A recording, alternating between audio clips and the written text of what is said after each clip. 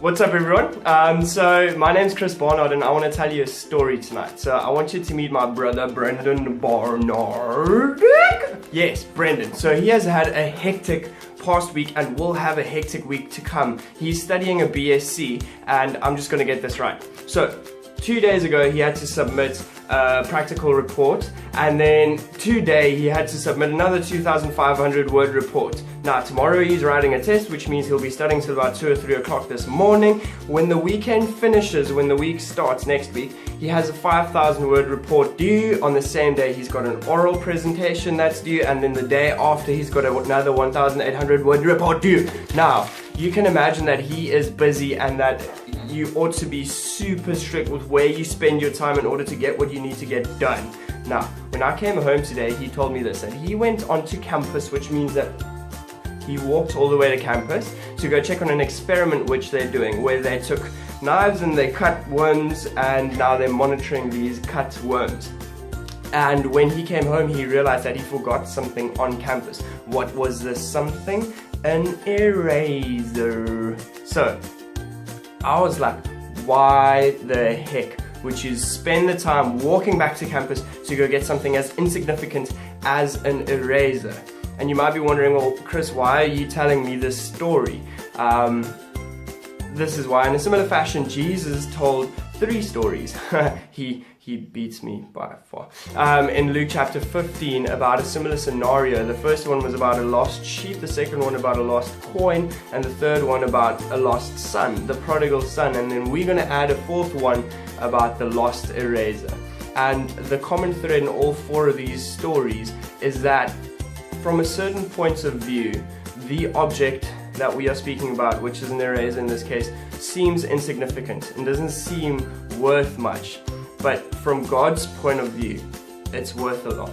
It's worth the time and it's worth the effort to go fetch it, to go find it, to go look for it, to welcome the son back home. And I felt like I wanted to share something about the prodigal son story that really broke it open for me. The lesson that I want us to take from this night is how when the son came home, it says the father picked up his robes and he ran towards his son. Now back in those days, when someone gets rejected out of town, as the prodigal son was, when they return, the town would come out to the house and shame this person, which means that they would either break pots and things at their feet, this and that, scorn them. Spitting at people who were rejected was a thing. Except if the father got to that person first, which in this case was the prodigal son, and he welcomed him back into the family, the whole village had no choice but to also welcome him back into the family. And you know what's so beautiful about that is that fathers in that day and age did not run. You did not see fathers running. Where Jesus was telling this parable, which is a story about the father who picked up his robes and ran towards his son, grabbed him, wrapped him up in his love and his safety and security, and reaffirmed the fact that he is loved and that he is welcome regardless of what he had done and regardless of how worthless he may feel in that moment. And I think that's such a reality for some of us a lot of the times, and for me definitely, where I totally feel worthless or useless, or you feel like you messed up so bad that there's no way that God could spend time and effort into sort of welcoming you back into the family.